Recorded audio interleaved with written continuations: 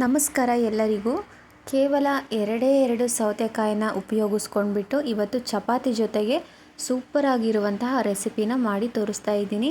So ಈ recipe ಮಾಡೋದಕ್ಕೆ ಯಾವುದೇ ರೀತಿ ಒಲೆ ಹಚ್ಚಬೇಕಾಗಿಲ್ಲ, ಎಣ್ಣೆ ಕೂಡ ಬೇಕಾಗಿಲ್ಲ. ತುಂಬ ಸುಲಭವಾಗಿ ಮಾಡ್ಕೊಳ್ಬೋದು. ಕೇವಲ 2 ನಿಮಿಷದಲ್ಲಿ ರೆಡಿ ಮಾಡ್ಕೊಳ್ಬೋದು. ಸೊ ಹೇಗೆ ಮಾಡೋದು ಅಂತ ಬನ್ನಿ ನೋಡೋಣ.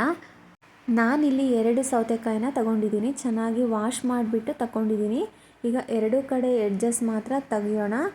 ಸಿಪ್ಪೆ ಏನು ತೆಗಿಯೋ ಅವಶ್ಯಕತೆ ಇಲ್ಲ, ಹಾಗೆಯೇ ತುರ್ಕೊಳ್ಬೇಕು. ಸೊ ಈ ರೆಸಿಪಿ ಮಾಡೋದಕ್ಕೆ ನಾನು ತುರ್ಕೊಂಡ್ಬಿಟ್ಟು ಮಾಡ್ಕೊಳ್ತಿದ್ದೀನಿ. ಸೊ ನೀವು ಹಚ್ಕೊಂಡು ಬೇಕಾದರೂ ಮಾಡ್ಕೊಳ್ಬೋದು ಚಿಕ್ಕದಾಗಿ.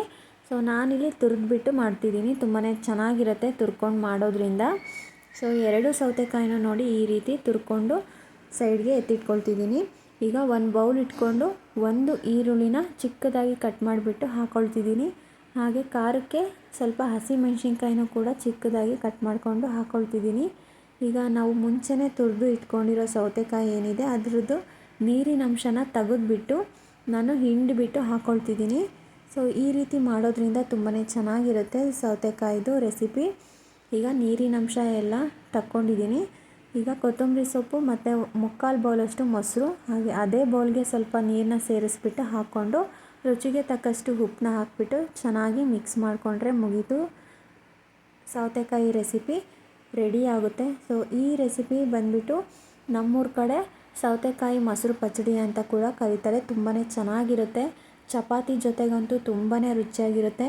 ಸೊ ಈ ರೆಸಿಪಿನ ಪಲಾವ್ ಜೊತೆಗಾದರೂ ತಿನ್ಬೋದು ಅಥವಾ ಬಿರಿಯಾನಿ ಜೊತೆಗೂ ಕೂಡ ತಿನ್ಬೋದು. ಸೈಡಲ್ಲಿ ನೆಂಚ್ಕೊಂಡು ತುಂಬಾ ಚೆನ್ನಾಗಿರುತ್ತೆ, ಅಷ್ಟೇ ರುಚಿಯಾಗಿರುತ್ತೆ. ಸೊ ನಾನಿಲ್ಲಿ ಚಪಾತಿ ಜೊತೆಗೆ ಸರ್ವ್ ಮಾಡ್ತಾಯಿದ್ದೀನಿ. ತುಂಬಾ ಚೆನ್ನಾಗಿರುತ್ತೆ ಚಪಾತಿ ಜೊತೆಗೆ. ಸೊ ಆರೋಗ್ಯಕ್ಕೂ ಕೂಡ ತುಂಬಾ ಒಳ್ಳೆಯದು ಸೌತೆಕಾಯಿ.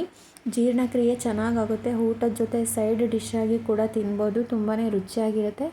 ಸೊ ಇವತ್ತಿನ ಈ ಸೌತೆಕಾಯಿ ರೆಸಿಪಿ ನಿಮ್ಮೆಲ್ಲರಿಗೂ ಇಷ್ಟ ಆಗಿದೆ ಅಂದ್ಕೊಂಡಿದ್ದೀನಿ. ಪ್ಲೀಸ್ ಇಷ್ಟ ಆಗಿದರೆ ಲೈಕ್ ಮಾಡಿ, ಶೇರ್ ಮಾಡಿ, ಹೇಗಿತ್ತು ಅಂತ ಕಮೆಂಟ್ ಮಾಡಿ. ಹಾಗೆ ಪ್ಲೀಸ್ ನನ್ನ ಚಾನಲ್ನ ಸಬ್ಸ್ಕ್ರೈಬ್ ಮಾಡಿಕೊಂಡು ಪಕ್ಕದಲ್ಲಿ ಕಾಣೋ ಬೆಲ್ ಬಟನ್ನ ಕ್ಲಿಕ್ ಮಾಡ್ಕೊಳ್ಳಿ. Thank you for watching.